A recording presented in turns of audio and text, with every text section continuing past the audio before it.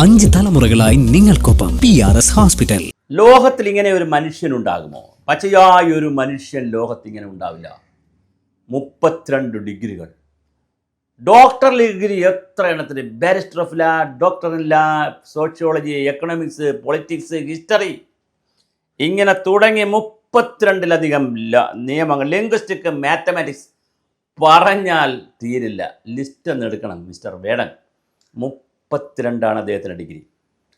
അങ്ങനെ 32 ഡിഗ്രിയുള്ള അംബേദ്കറിൻ്റെ പേരിൽ യൂണിവേഴ്സിറ്റി സ്ഥാപിക്കാൻ പോകുന്ന താങ്കളാണ് പറഞ്ഞത്. അത് കേട്ടോണ്ടിരുന്ന ഡോക്ടർ അരുൺകുമാറിന് വേറെ അവാർഡ് കൊടുക്കണം. അയാൾ ലോക പൊട്ടനായിരിക്കും, അല്ലെങ്കിൽ എന്തോ ഒരു, ഞാൻ അങ്ങനെ പറയുന്നില്ല, ഒരു ചാനലിലെ ഒരു ജേർണലിസ്റ്റിനെ ഞാൻ പൊട്ടൻ എന്നൊക്കെ വിളിച്ചു എന്ന് ആളാരും പറയരുത്. കാരണം അയാൾ ഒരുപാട് പൊട്ടത്തരം പറയാറുണ്ട്. അയാൾ കേട്ടോണ്ടിരുന്നു. അദ്ദേഹം DNA കുറവത്രേ ദളിതന്മാർക്ക്. ആരാണത് സൂചിപ്പിച്ചത്? ഇവിടുത്തെ കൃത്യമായ അവസരങ്ങൾ ലഭിച്ചിട്ടുള്ള ദളിതന്മാർ. KR Narayanan London school of എക്കണോമിക്സിൽ പോയി പഠിച്ച് ജവഹർലാൽ നെഹ്റുവിനോടൊപ്പം അതുപോലെയുള്ള ആളുകളെ പഠിച്ച പോയിട്ടുള്ള സ്ഥലങ്ങളിൽ, ഡോക്ടർ KN രാജിനെ പോലെയുള്ള ആളുകളൊക്കെ പഠിച്ച സ്ഥലങ്ങളിൽ പഠിച്ച KR നാരായണൻ അവിടെ പഠിച്ചു കഴിഞ്ഞിട്ട് രാജ്യത്തെ സേവിക്കാനായിട്ട് ഇവിടെ വന്നതുകൊണ്ടാണ് ഇവിടെ ഇന്ത്യൻ പ്രസിഡന്റ് ആയത്. അല്ലെങ്കിൽ അദ്ദേഹം അവിടുത്തെ പ്രൊഫസറായിരിക്കും. ലോകത്തിലെ ഏറ്റവും അറിയപ്പെടുന്ന പ്രൊഫസറായി മാറേണ്ട ആളായിരുന്നു KR നാരായണൻ. അദ്ദേഹം MA പഠിച്ചത് പുറത്താണ്.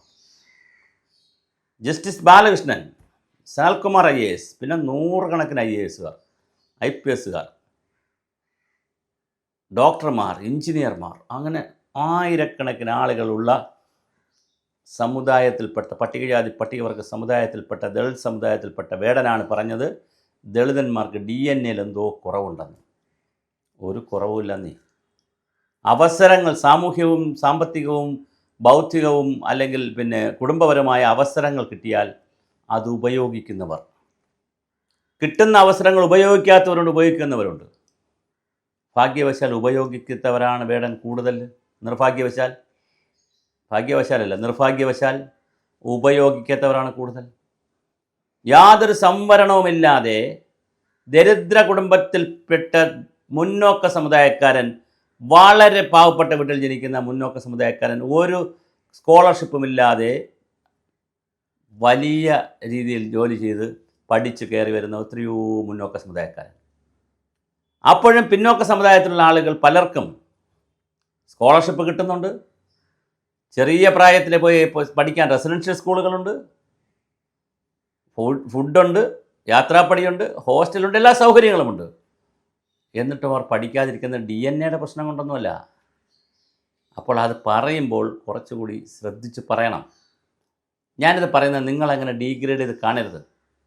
ഒരു ജനത അത് വളരെ ഗൗരവമായി ഈ രാജ്യത്ത് വലിയ കാര്യങ്ങൾ ചെയ്തിട്ടുള്ളതാണ്. അംബേദ്കർ എഴുതിയ ഭരണഘടന അനുസരിക്കുന്നതിലും അനുശാസിക്കുന്നതിലും ഇവിടെ ആർക്കും ഒരു ബുദ്ധിമുട്ടുമില്ല. KR നാരായണനെ പ്രസിഡൻ്റായിട്ട് കാണുന്നതിൽ ആർക്കും ഒരു പ്രശ്നമില്ല. ഇപ്പോഴത്തെ മുർമുവിനെ പ്രസിഡൻ്റായി കാണുന്നതിലും ഒരു പ്രശ്നമില്ല. നേരത്തെ ഗോവിന്ദരു പ്രസിഡൻ്റായിരുന്ന ഒരു കാലഘട്ടമുണ്ട്. അദ്ദേഹത്തെ ഗോവിന്ദ് പ്രസിഡൻ്റായിരുന്ന കാലത്തും നമുക്ക് ബുദ്ധിമുട്ടില്ല. KR നാരായണൻ പ്രസിഡൻ്റായിരുന്നപ്പോഴും ഇന്ത്യക്കാർക്ക് ഒരു ബുദ്ധിമുട്ടും ഉണ്ടാക്കിയില്ല. അദ്ദേഹത്തിന് ആരും വിളിച്ച് കളിയാക്കിയില്ല, നിങ്ങളുടെ DNA കുറവാണോ, ദളിതനായിരുന്നു എന്നും. അപ്പോൾ ഇതല്ല വിഷയം. നമുക്ക് കിട്ടുന്ന അവസരങ്ങൾ പരമാവധി പ്രയോജനപ്പെടുത്തുക. കിട്ടുന്ന അവസരങ്ങൾ പ്രയോജനപ്പെടുത്തുന്നതോടൊപ്പം തന്നെ നമ്മൾ എല്ലാവരുടെയും അംഗീകാരം കൂടി വാങ്ങുന്നതിനുള്ള വളരെ ഗൗരവമായ ഇടപെടലുകൾ നടത്തുക. അതോടൊപ്പം നമ്മുടെ കാര്യവും പറഞ്ഞെടുക്കുക. ഒരു സമൂഹത്തിൽ ചെയ്യേണ്ടത് അതാണ്. അയ്യങ്കാളിയൊക്കെ ചെയ്തത് അതാണ്. മുന്നോക്ക സമുദായക്കാരുടെ പീഡനങ്ങൾ ഏറ്റുവാങ്ങുമ്പോൾ മാന്യമായി പ്രതിഷേധിച്ചു. അത് തെറി വിളിച്ചിട്ടോ അല്ലെങ്കിൽ അത് അശ്ലീലം പറഞ്ഞിട്ടോ ഒന്നുമല്ല, മാന്യമായി പ്രതികരിച്ചു. പ്രതിഷേധ സമരത്തിൻ്റെ, വില്ലുവണ്ടി സമരം എന്നൊക്കെ പറയുന്ന ജനാധിപത്യത്തിൻ്റെ ഉദാത്തമായ സമരമാണ്, അല്ല തെറിവിളിയല്ല, അത് അങ്ങോട്ടും ഇങ്ങോട്ടുള്ള ഗോഹോവിളിയല്ല. ഞാൻ ചില വീഡിയോസ് ഇടുമ്പോൾ, ഇപ്പോൾ വേടനെക്കുറിച്ച് വീഡിയോസ് ഇട്ടു, ഞാനത് പോസിറ്റീവ് വീഡിയോ ആണ്. ആ വീഡിയോ മൊത്തം കേട്ട് കഴിഞ്ഞാൽ ശരിക്കും പോസിറ്റീവ് വീഡിയോ ആണ്. പക്ഷേ എന്നിട്ട് അതിൻ്റെ താഴെ ഒരുപാട് ആളുകൾ അശ്ലീല പദങ്ങൾ ഉപയോഗിച്ചിട്ടാണ് കുറ്റം പറയുന്നത്. ആരാണവർ?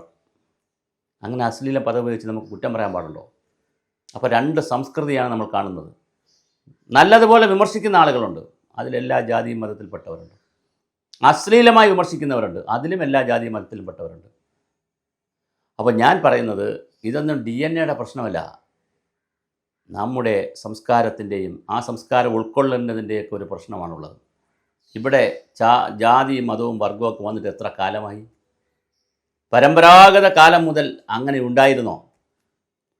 ഇത് ഏറ്റെടുത്തവരുടെയും നടപ്പിലാക്കിയവരുടെയും കുഴപ്പമല്ലേ? തത്വശാസ്ത്രത്തിൻ്റെ കുഴപ്പമാണോ?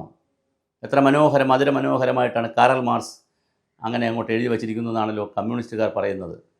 പക്ഷേ അവർ ലോകത്ത് ചെയ്തു വരുന്ന കാര്യങ്ങൾ കേൾക്കുമ്പോൾ അതും കടലും കടലാടിയുമായിട്ടുള്ള വ്യത്യാസമുള്ളതായി നമുക്ക് തോന്നുന്നില്ലേ? ഗാന്ധിസം എഴുതി വച്ചിരിക്കുന്നതാണോ പ്രയോഗിക്കുന്നത്? ബുദ്ധിസത്തിൽ പറയുന്നതാണോ ബുദ്ധന്മാർ പ്രയോഗിക്കുന്നത്, ബുദ്ധഭിക്ഷുക്കളും അനുയായികളും? അപ്പോൾ സിദ്ധാന്തം ഒരു വഴിക്കിരിക്കും. ഇനി ഖുറാനിൽ പറയുന്നതായാലും ബൈബിളിൽ പറയാനും ഗീതയിൽ പറയുന്നതായാലും ഇതിഹാസങ്ങൾ പറയുന്നതായാലും സിദ്ധാന്തങ്ങൾ ഒരു വശത്തിരിക്കും, ആളുകൾക്ക് അവർക്ക് ഇഷ്ടമുള്ള രീതിയിൽ ജീവിക്കും.